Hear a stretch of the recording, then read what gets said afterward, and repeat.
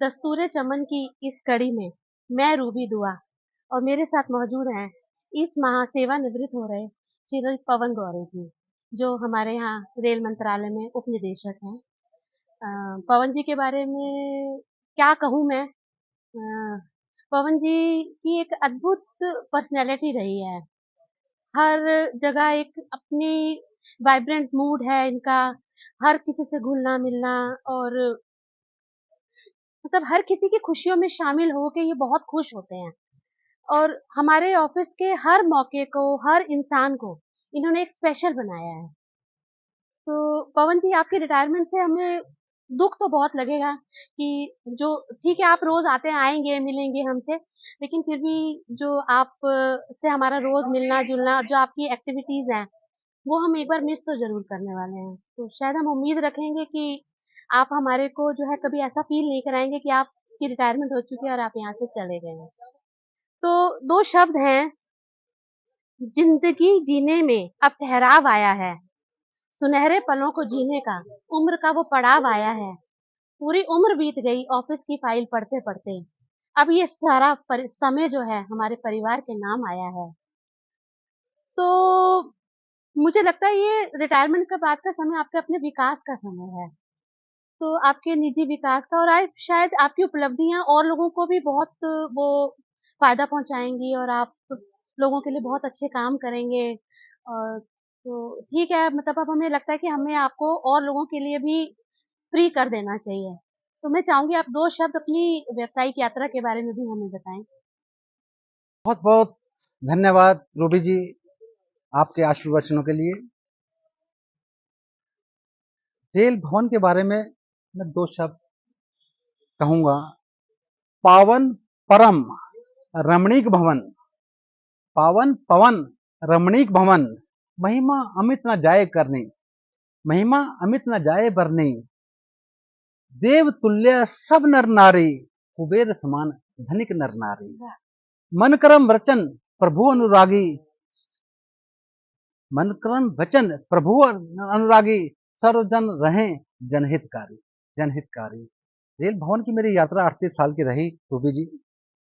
और जीवन में एक ऐसा पड़ाव आता है जब आप कुछ वेलफेयर स्टेट में जाते हैं, उसमें रिटर्न की इच्छा नहीं करते, जीवन वहीं से शुरू होता है। मैं कोई भी एक्टिविटी करता था, चाहे वो बुजुर्गों के लिए है, बच्चों के लिए है, स्पोर्ट्समैनों के लिए है, मैं उसमें रिटर्न की इच्छा नहीं करता था। मुझे आंतरिक खुशी होती थी कि मैं शायद कर रहा हूँ और मेरे इस एक्ट से इसको खुशी हो रही है। और ये रेल भवन से तो मेरा नाता बड़ा असीम नाता है। और मैंने देखा है कि यहाँ के जो लोग हैं, उनके बच्चे बड़े अच्छे कामयाब हुए हैं और वो भी बड़े बड़े कर्मठ कार्यकर्ता रहे, बड़ी ईमानदारी से अपना उन्होंने कर्तव्य निभाते हैं। जब मैं इसके तह तक गया रूबी जी, तो मैंने पाया 1675 में 8वें गुरु गुरु तेग बहादुर सिंह जी, जब उनको मृत्युदंड दिया गया औरंगजेब के द्वारा, तो उनके पार्थिव शरीर को ये जो गांव था, ये जो भूमि है, ये लकी शाह बंजारा की भूमि थी। उसने 4 कस्बों में इनको बांटा था, मालचा, रायसीना, बाराखंबा और नरेला। जब lucky Shah Banjara was at that time 90 years old, उन्होंने कहा मेरे गुरु जी की शव के साथ बेकदरी नहीं होने दूंगा। तो वो जब शीशगंज की तरफ चले, तो उन्होंने वहां पर अपने बैलगाड़ियों में रुइयां वगैरह भर ली और परमात्मा की ऐसी कृपा हुई कि आंधी तूफान आ गया और वो गए और वहां से जो है गुरु जी की बॉडी ले आए। तो ये जगह पर उन्होंने उनका धड़ का जो है संस्कार किया लकी शाह बंजारा ने। तो इसलिए ये पावन भूमि है, यहाँ के लोग बड़े संस्कारी हैं और इसलिए यहाँ के जो लोगों के जो बच्चे हैं वो बड़े अच्छे कामयाब हैं। This is what I have gathered from my अनुभव।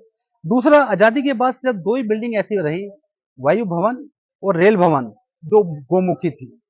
मैंने हमेशा रेल भवन को देवतुल्य अमरावती नगरी के रूप में माना है। जी।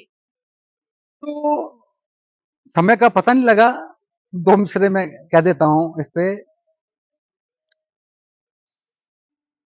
है फलके रेल के हसी नजूम, फलक मीन्स आकाश, स्वर्ग।